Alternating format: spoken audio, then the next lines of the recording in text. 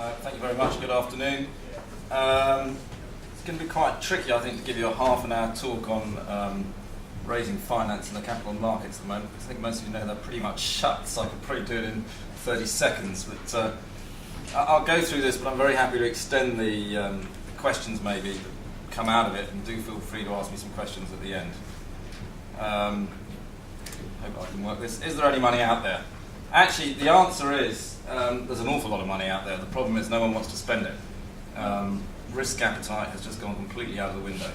I think it's well-known fact that people are very happy buying German bonds at the moment where you're guaranteed to lose 1%. And that makes a lot of people very, very happy, the fact that they're guaranteed to only lose 1%. I find it ludicrous, but that's the way of the world at the moment. But the answer is there is an awful lot of cash out there just not being spent. I think we're all keeping our fingers crossed that at some stage that will change. Is equity financing still an option? The answer is it should be, and there are ways of doing it. And what I will try and do in the next 15 minutes or so is explain a few ways that maybe you can alter what you're used to doing to try and find a solution. I just wanted to put this slide up because I think it's interesting to me. This is basically the yield ratio for those that watch it. The yield ratio is basically the yield of equities against the yield against bonds, or the other way up actually, yield of bonds against equities. What is interesting with this is if you look at 1987, for those of you that are old enough, you'll remember that was when we had the stock market crash, and basically the yield ratio got up to about 3.5%. And actually a lot of people were saying, everyone was very bullish in 1987. I mean, the mood was incredibly optimistic, the market was going to double again, and yet the yield ratio was telling you this is ludicrous, it shouldn't be here, and the market crashed. We're actually in exactly the reverse position today. The mood is incredibly pessimistic. Every indicator looks awful, and the yield ratio is at 0.5, which if you think about it is ludicrous as well. Now, there are two ways it can correct itself, because it probably should be, as you can see from this long-term chart, sitting at about 1.5%. Probably bonds are ludicrously expensive. I would be a big seller of bonds, but it is actually telling you that equities are too cheap at the moment. The problem is equities can be too cheap, and they can get even cheaper.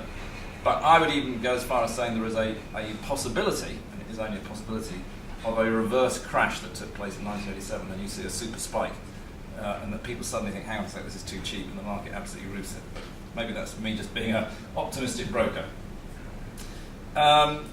Gold in particular, obviously it's important at this conference, but a lot of there's a lot of junior gold companies out there who have seen their stocks absolutely hammered and fallen out completely out of bed. I think this is quite an interesting chart. Again, I'm trying to pull off some fairly long-term charts here, but the orange line is the price of gold, and the white line, if you can see it, sorry if it's a bit faint, is the TSX Gold Index, which is probably the best way of measuring gold equities. As you can see, they used to track themselves completely. In 2007, with the Lehman's collapse, actually a disconnect took place, but it was fairly small, but then they carried on tracking each other. And then in the last 18 months, the disconnect has happened completely. And we are now seeing, there is no question about that there are an awful lot of gold stocks out there that are ludicrously cheap. But again, I come back, unfortunately, because they're an equity, they can become even cheaper. But I think that's an interesting chart. What we're trying to do at VSA, and actually what I would suggest to you, is what you need to do is to think slightly differently and think out of the box. Just going along saying, I'm a quoted company, I want to raise $5 million, I want to do it at a 10% discount to my current share price, will get you nowhere at the moment. You've got to think differently. So, the first place to start really is to see, where do we find the money? We used to sort of wander around Toronto, and you go and see Sprott and Pine Tree and Salida and Front Street. You'd walk around London, you'd go and see BlackRock, Schroders, Henderson's, the usual lot. Doesn't work anymore at the moment. At VSA, and I believe this is the solution to a lot of your problems, is you have to take a global view. And moving on, this is pretty much where you want to head. Right? Go east is the slogan today, not go west anymore, it's go east. Hong Kong, Singapore are probably the two main places, but there are places like Jakarta as well, actually where there's a huge amount of money looking for homes.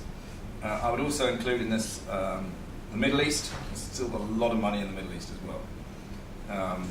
So that is where I would suggest you need to start rethinking. Your strategy is not just going to the usual homes, but start thinking about new places to find money. As I say, VSA, and I have to keep plugging this because it's the company that I run and I'm the largest shareholder, we actually are doing this with our clients. We are taking them out there, and I'll maybe talk a little bit about that later as well. And here is just an example of one way that we did it. I'm afraid this is an oil deal, not a precious metals deal, but I think it sums up the way of doing things. But New Age is a private African oil company. We raised them in January, $125 million out of Hong Kong.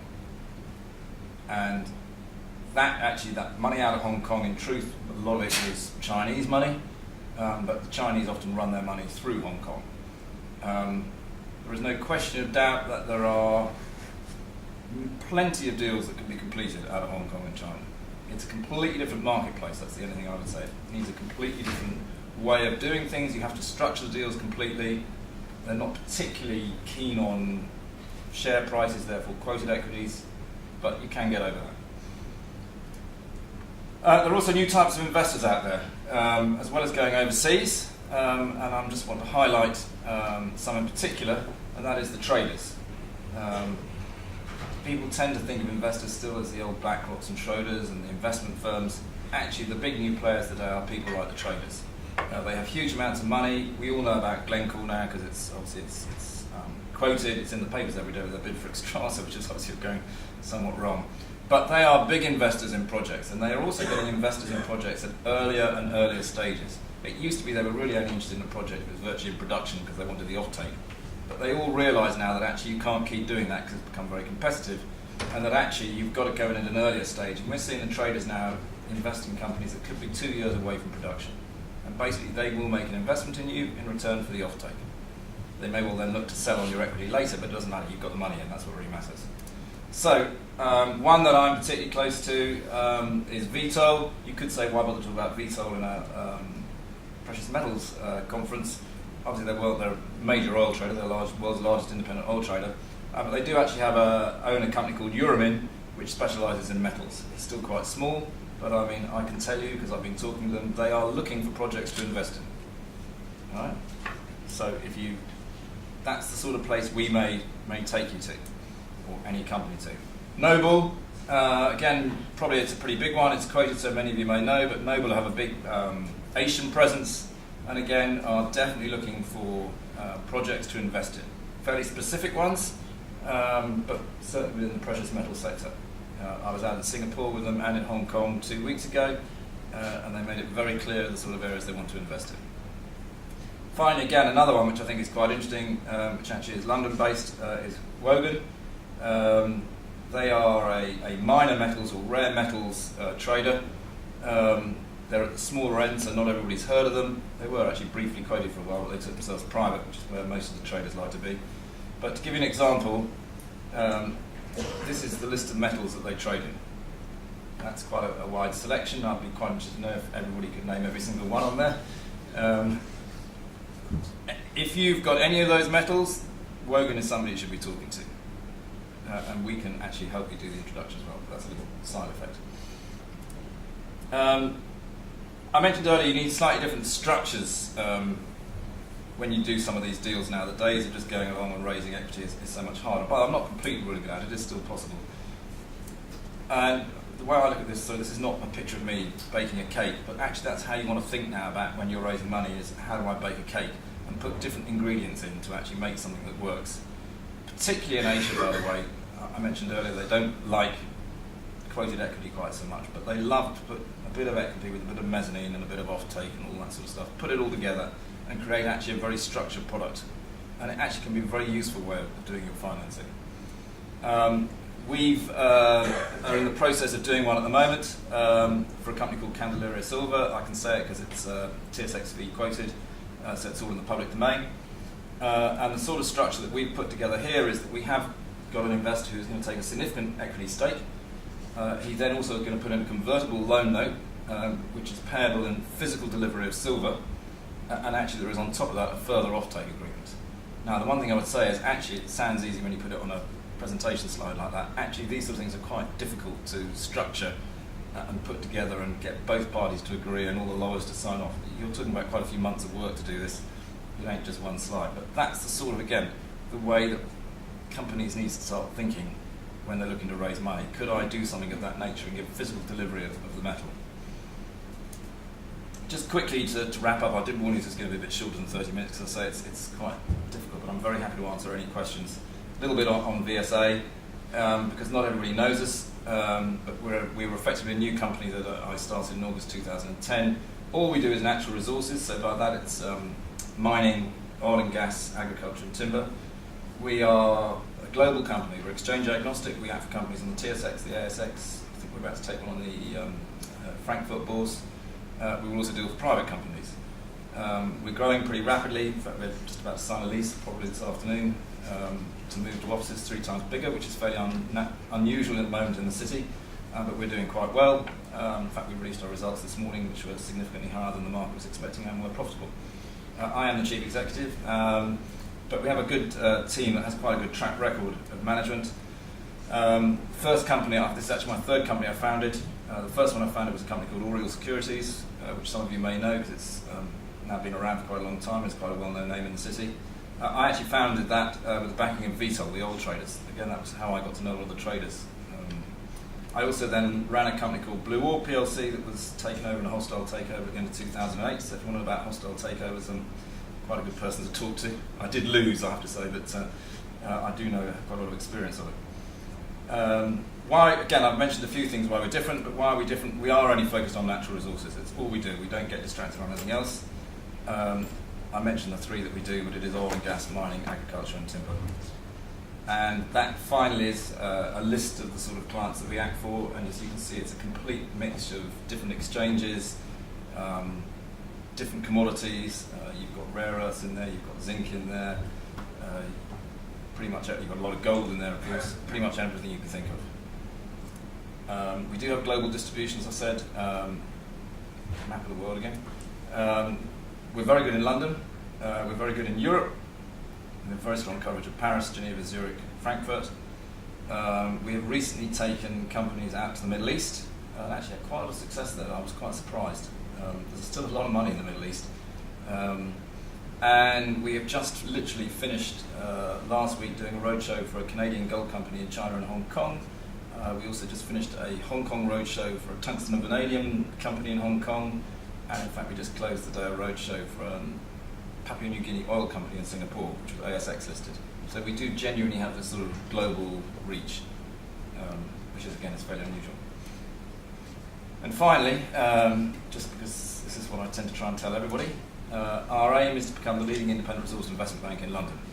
It's fairly simple because actually there aren't that many independent resource houses. And I think with the current market, there's quite a few brokers at the moment, unfortunately, suffering a lot of problems, even closing down.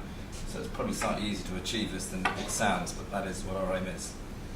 And that is what I've got to say at the moment. But I know it's a lot shorter than the 30 minutes I was scheduled to speak, but I'm very happy to take questions on specific things that people would like to ask me.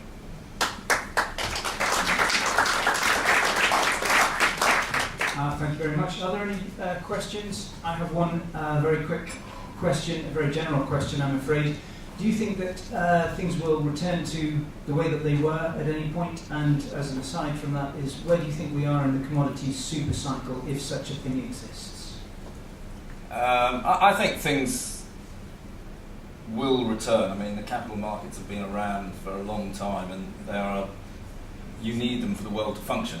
That's how companies grow.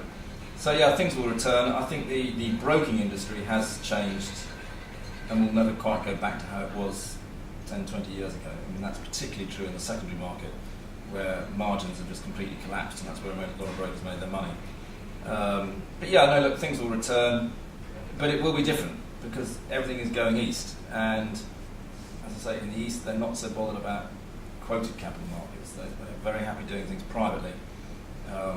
Particularly the big family offices and things like that, they'll just take the whole project and take it private. So yeah, look, we will return back, but it'll be possibly slightly different.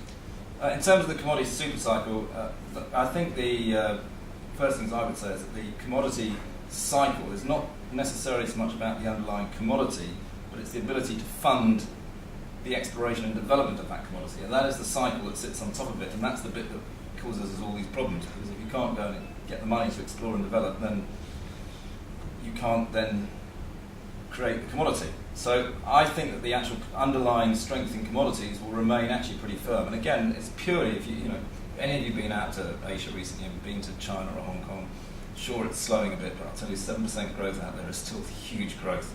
And it's going to continue. And again, people are saying, you know, do I want to own a euro, or would I rather own a barrel of oil? Well, I'll have a barrel of oil because I can actually use it. The euro is worth nothing. Unless somebody actually pays you for it. It just says, I promise to pay the bearer. It doesn't mean to say they actually will. So I think that demand for commodities will stay strong. I think that the cyclist has the ability to fund the development and exploration, and that is just a cycle, and it'll come back. I just don't know when it'll come back. Any other questions from the floor? Yes, please, give us your name and company. Charles Bell from Gowlings. Talk about alternative financing structures, the offtake type of arrangements. Are you seeing any royalty financing arrangements, and how popular is that? Yeah, no, I mean, people do look at it. I think, again, it's these arrangements are quite complex to put in place, actually, and a lot of people maybe don't fully understand them, and I don't think they fully understand the offtake either, actually. I mean, it's so they're there. I mean, there are certain people that do it, and I think there is probably slight growth. There is growth in it because there were only a couple of people doing it. There's probably now 4 people doing it, sort of thing. So I mean, so there's growth. But I think is it going to become a large part of it? Probably not so much as the offtake. It's interesting when you go to someone and say, look, I'll give you a convertible bond and it's payable in physical gold. Their eyes light up. They get that. And those are the sort of deals I think you're going to see more and more of, and particularly in Asia. I mean, they like gold out there, they understand it, they like owning it. So I think it'd be a lot easier to do it in that sort of form. But I mean, in many ways, it's the same sort of concept. So yeah. Yes, please. Hi, Coach Member. I was wondering, to what extent do you think, kind of objectively, that your clients are getting a fair deal from the training houses? Because there's been a lot that's been written in the past about how they their operations and how they advance financing and on what terms. So, do you think they're getting a reasonably fair deal? Yeah, I mean, actually, it's a very fair question. Look, the traders are pretty aggressive. Ultimately, what we do as a company, we will introduce you to the traders and the right people and try and sort something out. So we make the introduction for you to help. We do know what these deals should look like, so we can give advice to a certain extent, saying whether it's a good deal or a bad deal. But ultimately, when you enter into an offtake agreement, you're going to get squeezed by the traders. There's no question about it. But it can be very, very useful. It can give you finance up front. Having the offtake can save you a lot of pressure going forward because you know you've got a guaranteed offtake, and it actually can do your own business a lot of good when people see that someone like a VSA or something like this has come along and give you an offtake agreement, or a Trafigura or a Glencore. Your credibility tends to go up because they know they would have done the DD on you and actually thought, yes, this is a good asset. We don't mind doing a deal with them. So I mean, you're absolutely right. These guys do squeeze every pip. And what you tend to find is you go in there and they talk a nice story and they agree a deal with you, and then after about 3 months of negotiating, you cave in and give them what they want. We can advise a bit on it, but ultimately what we do is we put, exactly the same to a certain extent would be true when we're placing equity. We put you in front of the institutions.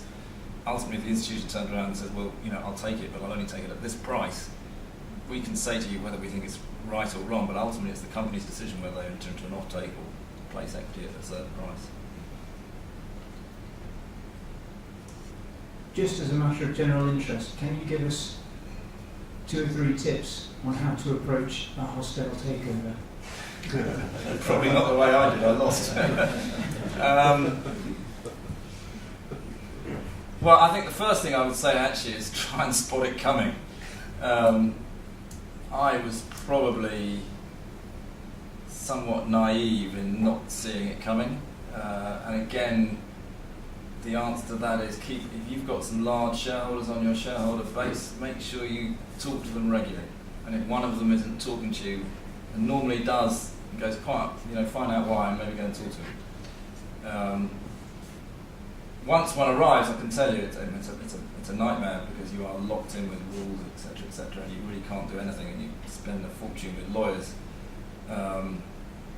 I mean, I'd have to say we spent I believe actually put out an incredibly good defence document. In fact, I think we were applauded quite widely in the city for what we put together, but actually, to be honest with you, sadly, it's a complete waste of time. You've got to do it, but ultimately it was all about what a handful of people who had already, to be honest with you, probably already made up their mind. But it's talking to your shareholders. You've just got to keep talking to your shareholders. Is probably the advice. And is that what you would do differently? Would you do anything else differently? Well, this time around I've got a much bigger stake personally, and so I think I'm not immune completely, but would I do anything else differently? I could almost ask my head of corporate finance, who was also my head of corporate finance at the firm that was taken over. I said, where did I go wrong, Andrew? You know, it's, Well, I think the devil's in the detail. There's a lot of things that, the detail of defending and looking at things. With hindsight, there's probably things you might change, but I think it's only at the detail, and whether it would make much difference at the end when it was only a small number of shareholders is difficult to say. Well, again, to put it into perspective, the hostile bid I was faced with, my share price at the time was 13 pence in the market. The bid, when it went through at 7 pence in paper that was totally untradeable. Right? To give you a clue also, if you'd accepted that bid, all right, the value of your paper today is worth 0.17p. So I think I was right in trying to defend it. Again, I mean, you could argue my mistake was the decision I took in 2008 was I was sitting on about £15 million worth of cash, and I took the decision that I shouldn't spend it. Now, actually, you could say that's a pretty silly decision if you've got cash, spend it, because otherwise someone can steal it off you. In hindsight, look, it happens. I'm a great believer in not looking backwards too much. Try and learn a little bit and move forwards and get it right the next time. Won't get tricked again. I hope not. I have learned a few lessons. As I say, this time around I'm a much larger shareholder, so I am the largest shareholder. I know who all my other shareholders are. I announced my results this morning. I can assure you I've contacted all of the 7 largest shareholders, talked them through, and so whether they're happy or not, I don't know. Well, I do know. But none of them are about to launch a takeover on me. That's great. Are there any other questions or points from the floor? In which case, Andrew Monk, thank you very much indeed. Thank you.